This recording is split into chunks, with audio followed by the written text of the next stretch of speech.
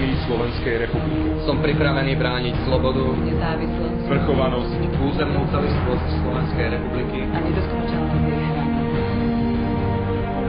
Na to som pripravený vynaložiť všetky svoje sily a schopnosti a nasadiť aj svoj život. Tak prisahám.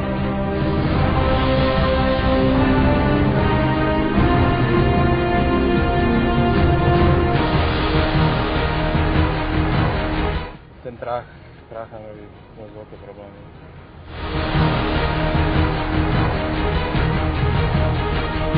V Afrike za rok a pol sme našli pár mín, tu v Afganistane za 3 mesiace asi 300 mín sme našli. Môže sa pomiedliť raz a potom nesie následky či voči sebe, či svojej rodine. Bereš takú samozrejmosť, hej? Nejaký útok, padne nejaká raketa, hej, alebo nejaká streľba. Nikto človek nevidí, nedá sa to vysvetliť, čo tu je.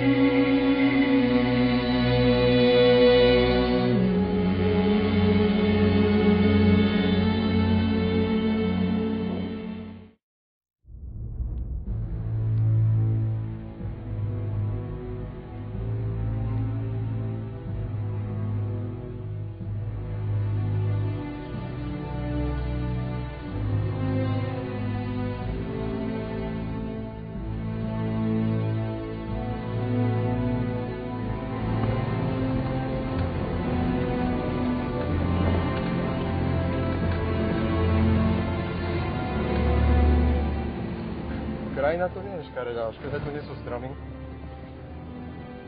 a že sa tam neprší.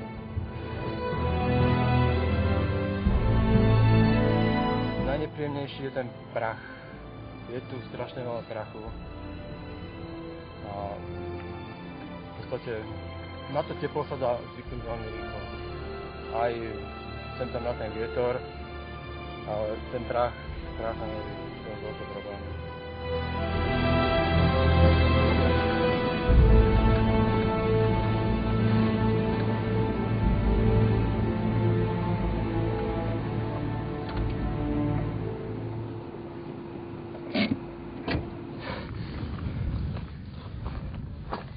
Za nami sa rozprestiera hlavné mesto Afganistanu Kábul.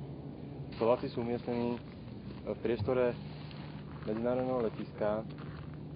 V podstate v ubytovacích priestoroch, ktoré vidno, sú najviac obývané a pracujú nedaleko runwaye, ktorú odtiaľ to vidno veľmi dobre, asi 150 metrov od runwaye.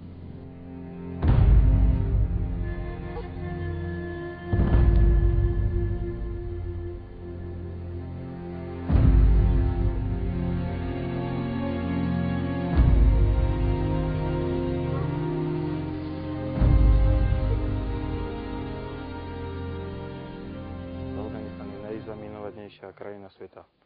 Ja osobne to zatiaľ posúdiť nemôžem, lebo robím iba na priestore Kája, letiska Kája. Ale čo sme videli obrázky, rozprávali sa s francúzskými pyrotechnikmi, ženistami, tak vravia, že je ich tu hodne. No čo je, môžeme začať? Dobre, začíname.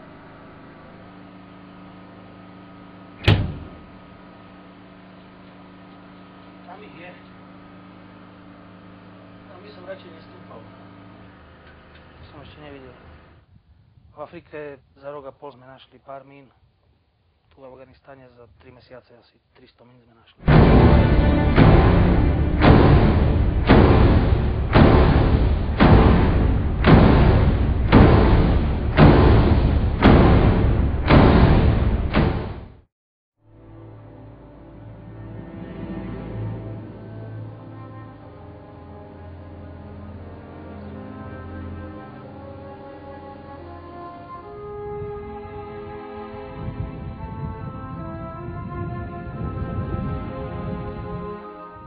sa pred vstupom do slovenského tábora alebo do tábora Slovenskej ženínej jednotky. Názov tohto tábora Tatranská dedina je od začiatku, odkedy je tento tábor alebo odkedy je tu Slovenská ženína jednotka. Myslím, že tento názov trošku symbolizuje podobu týchto hôr okolo, tá podoba s našimi slovenskými veľhorami, Vysokými Tatrami a trošku to pripomína aj ten náš domov.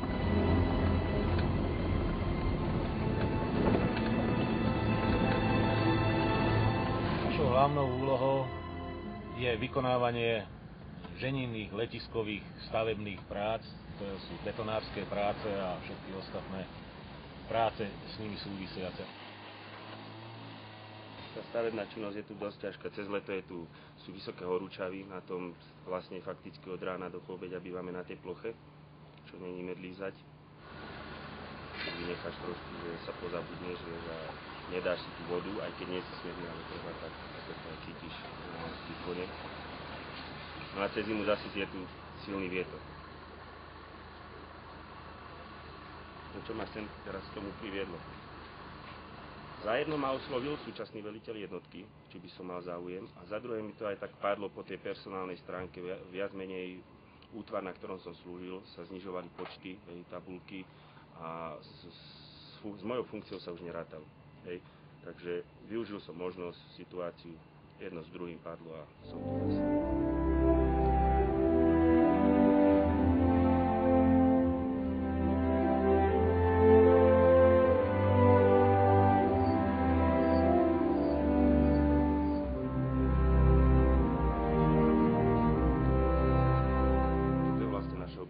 Časť nášho tábora. Takže vítajte na našej ponorke číslo 3. Vystižný názov, nie? Ponorka. Takto bývame. 4 miesta, tu je Huginko, Pinky, ja a Kocúrik, ktorý je tu momentálne. Celku sa to dá, len človek musí si nájsť nejaký systém, poviem ku príkladu ráno, keď postupne stávame. Najprv stane Hugo, o 5 minút za ním Pinky, o 5 minút na to ja, o 5 minút na to Kocúr, lebo človek by sa nezmestil pri tých skriniach. Takisto je aj pri prípadnom vyhlásení, či už red alertu alebo iného stupňa pohotovosti. Človek mení život, prvýkrát, keď som sa niekto odchádzal, pamätám dodnes, som sedel pri zadnom čele na vetriesky, som sa pozeral pohľad, spomínal som v tých sekundách, stotinách ti prebehne očičo, aj to zlé, aj to dobre, čo si tu zažil, hovorím, no sem sa už ale viackrát nevrátim, hej. No ani dva dni chýbali do roku, čo by som vlastne, 2 dni chýbali do roku, čo som sa sem vrátil.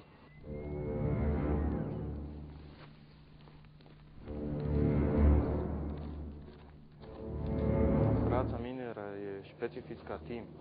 Je tam veľa, nie že veľa, ale je to aj psychicky, aj fyzicky istým spôsobom náročné. Človek tam musí byť koncentrovaný a hlavne musí vedieť, čo robiť a nemôže sa pomýliť. Prakticky môže sa pomýliť raz a potom ešte následky či voči sebe, či svojej rodine, alebo kamarátov, ktorí robia vedľa neho.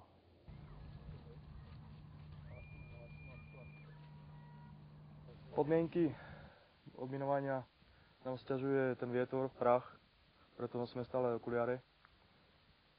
Je tu strašne veľa prachu a najmä pri tom odminovaní je tu strašne veľa kovu, pretože tu bola vojna a sú tu úlomky z granátov, úlomky z mín, sú tu strely samotné, nábojnice, všetko nám zhoršuje prácu. Keď je taký prerušovaný tón, to znamená, že je tam kov. Ja to musím overiť s útvorom alebo s minobodcom. Overujeme do šírky 3 cm do trojuholníka. Ak nenarazíme na nič, odkryjeme zeminu a potom postupne robíme to isté. Až kým nenarazíme na nejaký predmet. A tu je nábojnica. Hovoríme, že či to není spojená s niečím.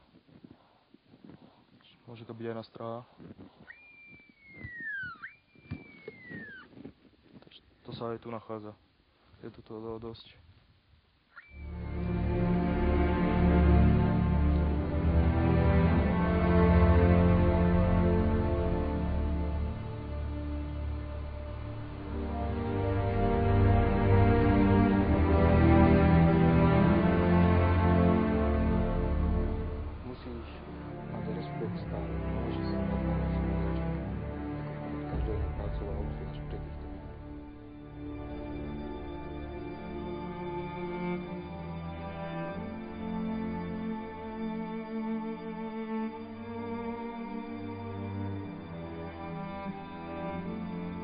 nemáme slovenského kaplana, ale vlastne Poliaci nám poskytujú túto možnosť chodiť sem každú nedeľu, každú omšu. Ofiarujemy Tobie, Boże, chleb życia i kielich zbawienia i dziękujemy, że nas Doma chodím vlastne do kostola každú nedeľu na tú svätú omšu a toto my tu vlastne tú nedeľu, my to robí nedeľou, keď môžeme ísť ráno do toho kostola, potom máme nejaký ten obed v tábore, takže toto mi pripomína tak domov.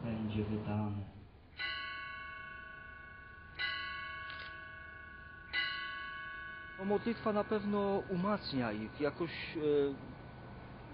pomaga wewnętrznie, psychicznie, przede wszystkim się wyciszyć.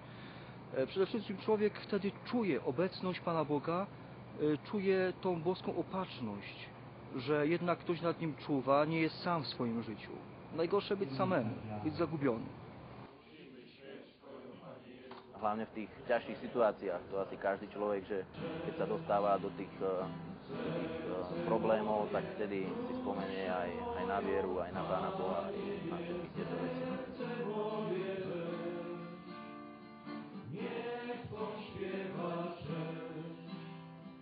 Niekedy som sa až zastavil a som si povedal, preboha, to nie je normálne, ako človek si až zvykne a bereš to ako samozrejmosť, hej, nejaký útok, padne nejaká raketa, hej, alebo nejaká streľba, niečo.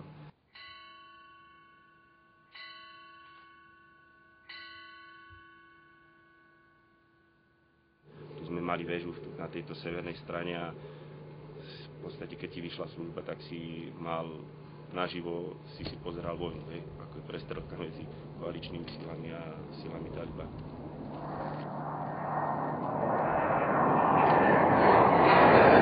Jedna raketa preletela, potom druhá raketa tuto pred náš Kiev.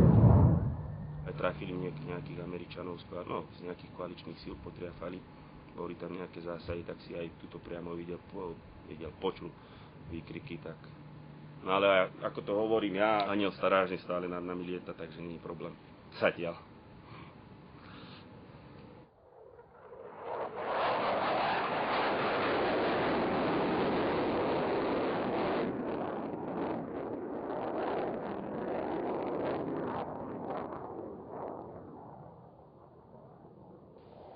Tieto valy ako slúžili, to bol niekedy muničný sklad a slúžili ako obrana a tieto valy boli aj zaminované, vlastne sú ešte a do tých valov tu palili všeličím možným, všelijaké strely a je tu toho dosť.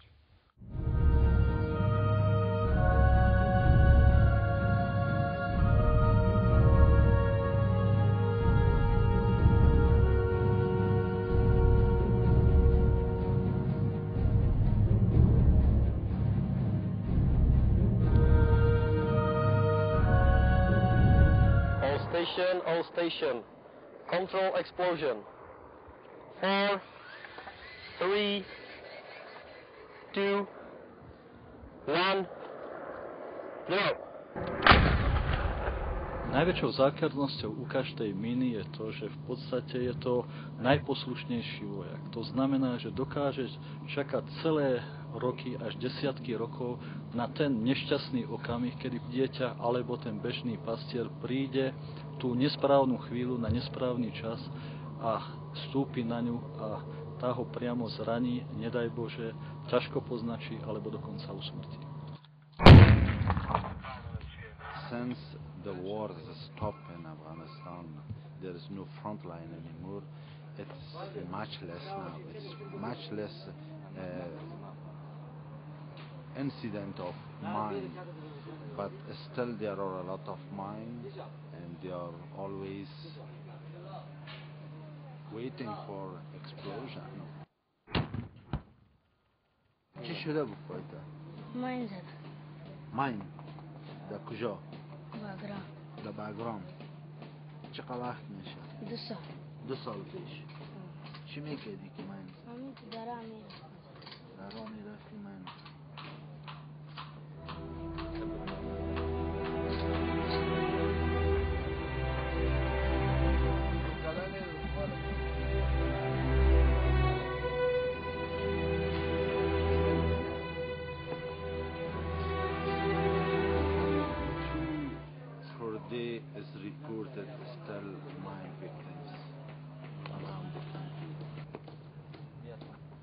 چی میخوایی در آینده شوی؟ چی میخوایی باشی؟ چی کاره شوی؟ جمعی مکتب میرم. He doesn't know about his future, but he's trying to go to school and to continue his education. Do you know the meaning of his name? Vatangol is the flower of the country.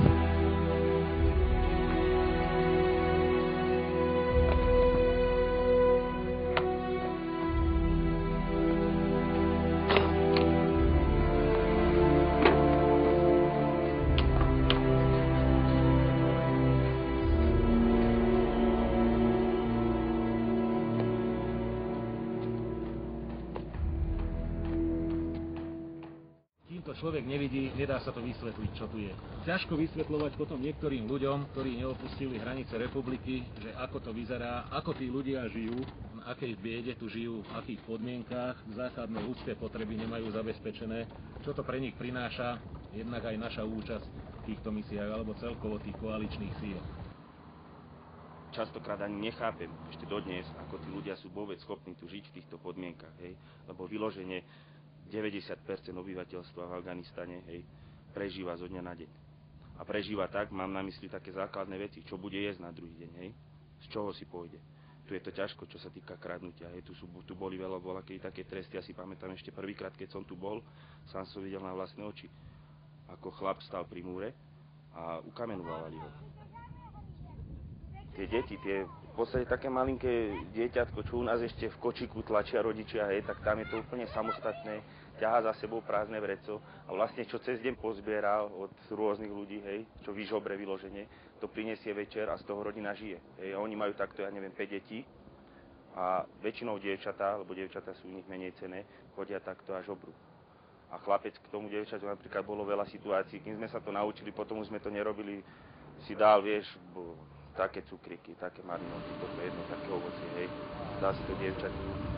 K tomu dievčatu dobehlo ďalších 5 chlapcov a normálne ju zbili a zobrali.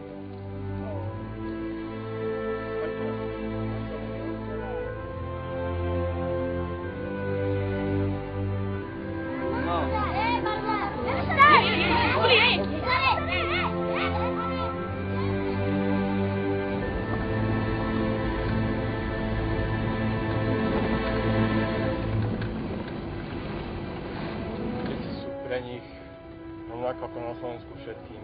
Možno práve ešte keď ich je viac v tej jednej rodine, tak ten vzťah je k ním ešte taký vrúcnejší a len v podstate jednu vec neviem pochopiť, prečo ich nechajú aj tak riskovať, že behať po ceste, búchať po autách, po idúcich autách, behať okolo minových polí, pritom vedia, že tam minové polia.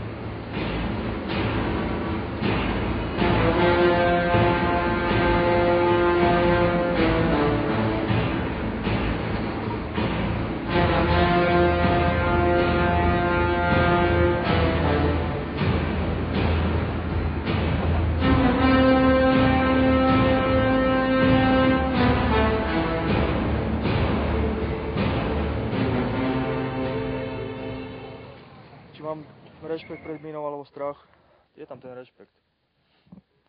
Lebo ten, čo nemá rešpekt alebo strach, to bude mal čo robiť.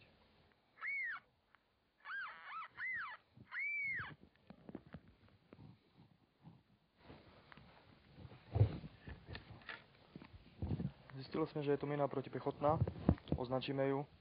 Je to ruská mína, PNM protipechotná. Aktivačná sila 1,5 kg. Je to jednoduchá mína, bakelitová, vydrží dlho. Znútra, keď sme rozbrali, ako nová stále. Koľko vydrží mína v zemi? Desiatky rokov určite. Ja si prvú nezapínam preto, lebo ešte ja si myslím, že by ešte viac uškodila. Keď náhodou exploduje mína alebo nastráha, tá tlaková voľna by ešte mi mohla zlomiť väz alebo podobne. Major Kissel speaking, hello. Please, could you inform LD team We found mine at the position Golf 1-1.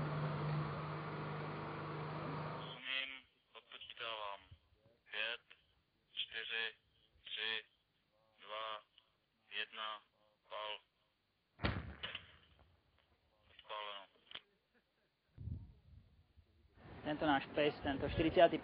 príslušník jednotky, má 2 roky. V 2003 ju naši vojaci našli na betonárke špinavú, v prachu. Pravdepodobne by bola zahynula. Zobrali ju do tábora, umyli, nakrmili a tento pes v podstate je tu najdlhšie zo všetkých príslušníkov jednotky v rámci slovenského kontingentu tu v Bagrame. Mala, ja odhadujem pár týždňov, 4-5 týždňov, keď bola nájdená na priestore betonárky.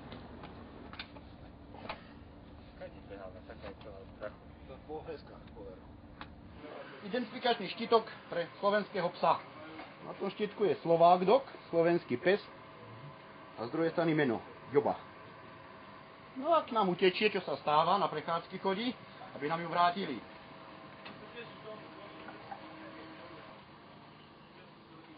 Dobro, prejde.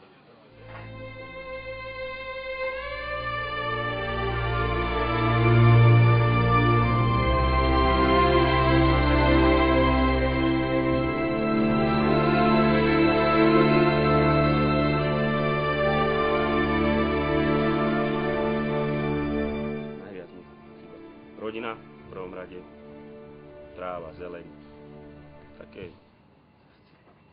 ten civil, tá kultúra, to prostredie, príroda, to ti chýba voľnosti, tá tráva, pekné dievčatá, dobré pivko, nie je veľa, padla by teraz taká 12-ka dobrá chladená, aj 3 deci vystačilo, malé pivko, ale bolo.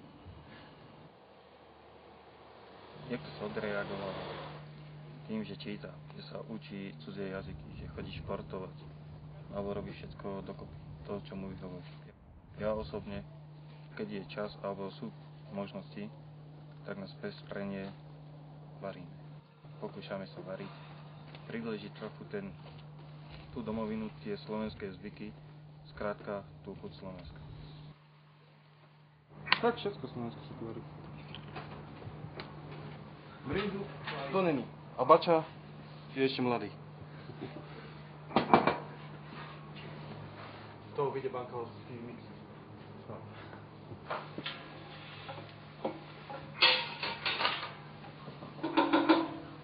Je to svojím spôsobom taká naša dýcha. Táto koliba slúži na oddych, slúži na denné porady, ktoré tu vykonávame s hlavnými funkcionármi jednotky.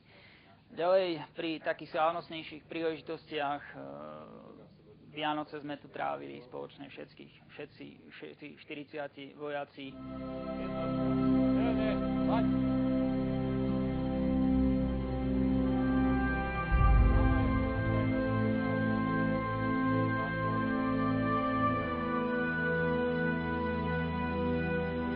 Čo tu je chlap na chlapovi, sa snaží ukázať, že nezáleží na kvantite, ale na kvalite. Hej. Keď sme mali národ, ale stojíme za to. A ukazuješ vlastne aj tomu svetu, že pozor, že síce sme maličky, ale nemôžete nás len tak prehliadať.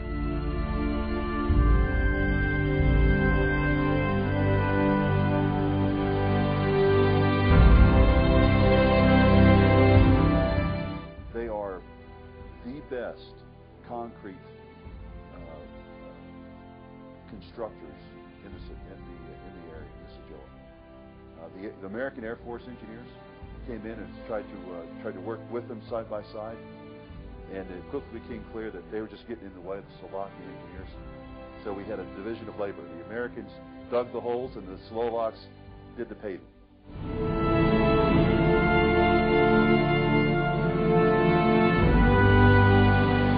Chlap, ktorý by uvažoval, že čisto iba pre peniaze, tak to ani neprežije. Alebo určite tu neprežije dlhšie ako pol roka. A aj to by ťažko zvládal. Tu každý chlap, čo robí, tak sa cíti užitočne a vie, že prečo tu je.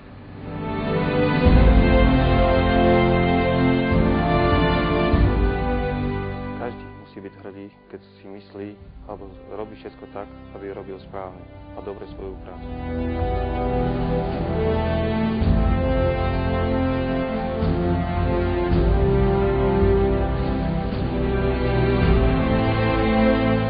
Som hrdý na to, že som príslušníkom ozbrojených síl Slovenskej republiky.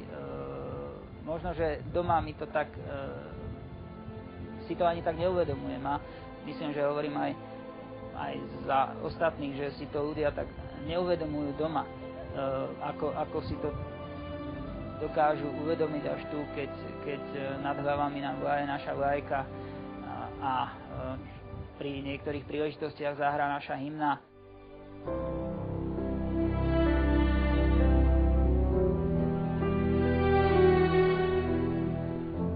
Práve kamarátstva z misií sú na celý život.